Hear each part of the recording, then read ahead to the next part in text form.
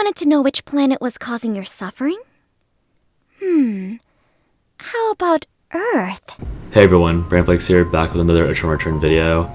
For today's video, I want to cover a topic that's both very common and very annoying in all Battle Royale games, and that's third partying. If for some reason you don't know what third partying is, it's essentially the event where a third entity interrupts the fight between two people that are already engaging in one, and that usually results in a very poor experience for one of those two first parties. So if you've been playing Eternal Return a lot, you probably noticed that third parties happen a lot. Like, it's actually a minor miracle if they don't happen in your game, to the point where it's like very odd. So it's very important to understand the concepts between getting a good third party, avoiding third party, and minimizing the chance of a third party. So this video is going to be a collection of clips that I've collected that should hopefully provide good examples for all these scenarios. I'll try my best to explain them. The clips aren't cut that well just because I don't want to cut off the fight too quickly, but yeah, we'll just get right into it. So this first clip is going to be an example of just a very free third party. Obviously, we're just standing around minding our own business and another team runs into us in a fight and we collect 3 free kills for it. We could run down the other team and try and chase them down to finish the fight, but since we're just trying to play safe and we're kind of caught off guard, we decided to just take the 3 free kills and the free RP.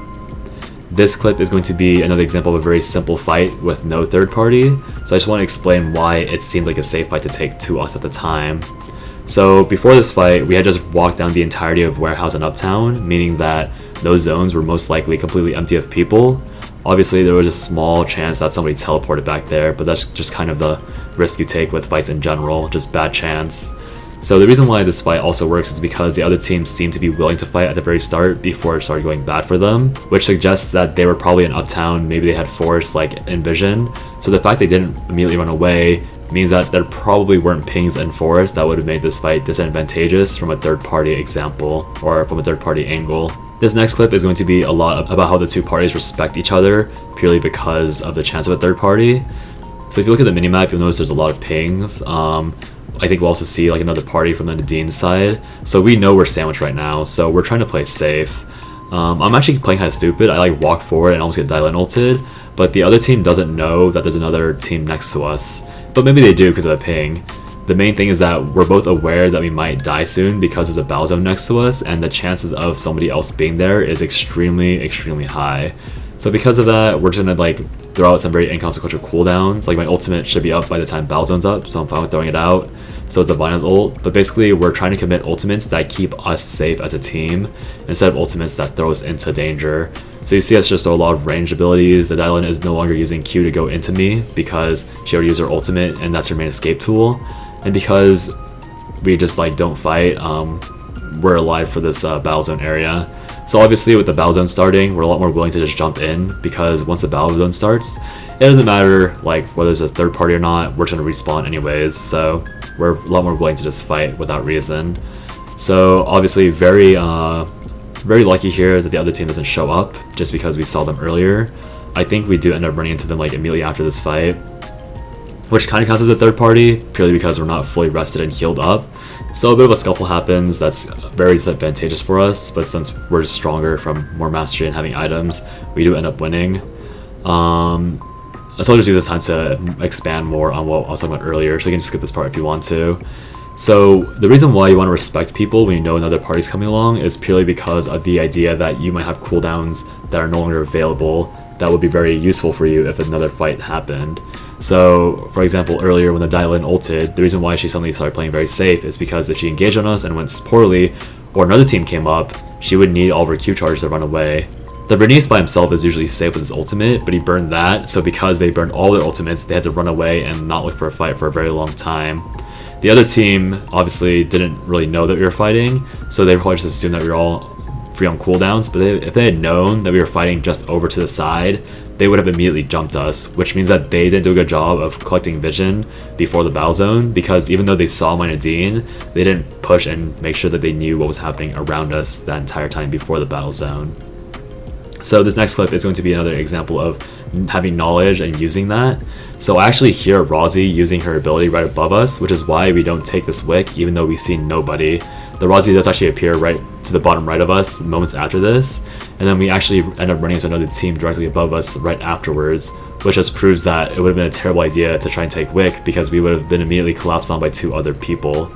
So the reason why this fight works out for us is not only because Wicklin is a very, nice bait for the other team to take, it's also because our burst damage is very high, so the odds that the other team takes Wick and then jumps us for free is very low. And also as Ava, I have my E and Blink to go over a wall, which makes me very safe to take that burst trade as well.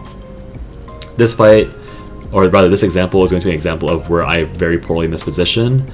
Basically, me and my Vanya are standing in a place that's very, very accessible between all sides, which means that even though, obviously we also see a ping down there, which I didn't notice at the time because I was distracted by the fight, but since there's so many angles to be accessed, there's almost guaranteed to be people that jump us because we didn't get proper vision control beforehand.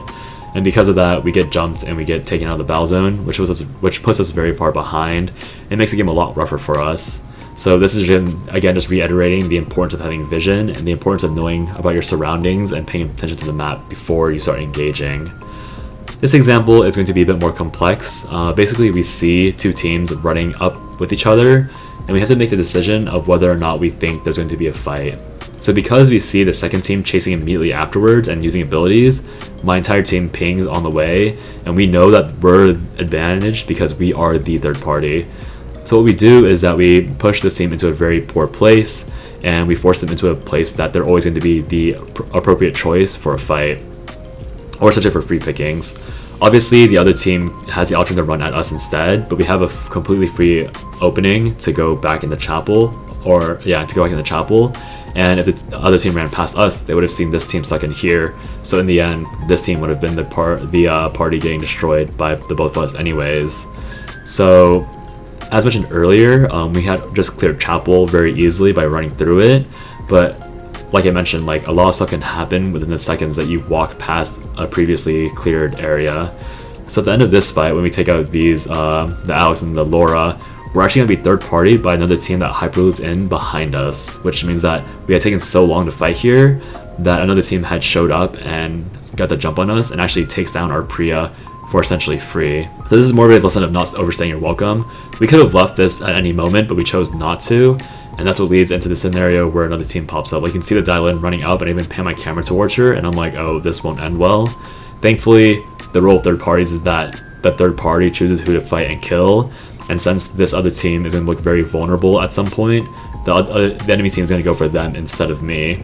And then that leads into another third party scenario where I walk up into them, and since I know that they're burning cooldowns chasing another team, I'm completely free to just burn my damage into them, and then you get super good results from that because I'm third partying the third partied me, if that makes sense. That wasn't too many chains, so it's probably not that bad. So again, just knowing and having good vision and having your options more available is very important. Since I was aware there's a third party behind me, I played and positioned myself a lot more safer, which allowed me to stay safe when the other team came by. You can go back to the replay, but you can see how I move knowing that another team was going to drop by behind me, and because of that I chose to stay in a corridor where they wouldn't run across me first, they'd be forced into the other team first. So this final third party example is going to be prepping against a third party. This is going to be a Wicklin spawn, and you can see me dropping double Gs around the map where people would walk through. And so this kind of functions the same as cameras, but it provides an extra oomph with traps because they provide CC. And because I'm aware of these locations where they can walk in through, mainly being fire station, I want to make sure that it's very inconvenient for them to go through there because it's very hard to peel off Wick when we're fully committed to it, especially with this team. So we see the Daniel, he's going to walk over the trap, which means that we can get Wick safely. Without that trap, he would have jumped me and probably killed me instantly. I think I do end up dying here anyways, but the difference here is that we get the Wicklin and my 2 carries are safe and they can revive me immediately afterwards. And they actually, I think, win the fight. So yeah, just a very brief overview of third parties. I might try and do a more specific video over it later, but I think it's more useful for you guys for me to just go through a bunch of third party scenarios that I experienced very recently in an attempt to just show you guys how to approach third parties.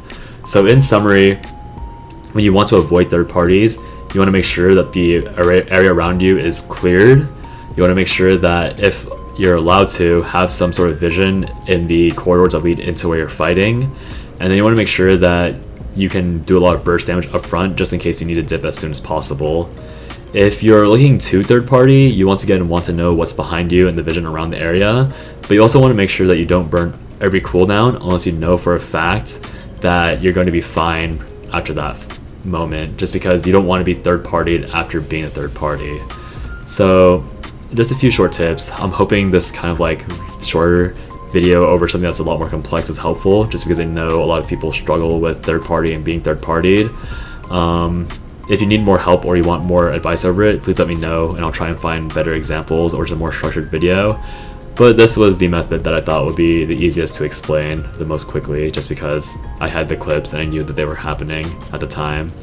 So I hope you guys don't mind me using old footage as well, just because I know I've used a few of these games in the past few videos. It was just that I noticed, like, as I was editing, like, oh, this would probably be a pretty good topic to talk about for newer players. So yeah, hope you guys enjoy it and have a good night or day wherever you are, and I'll see you guys next time. Bye bye.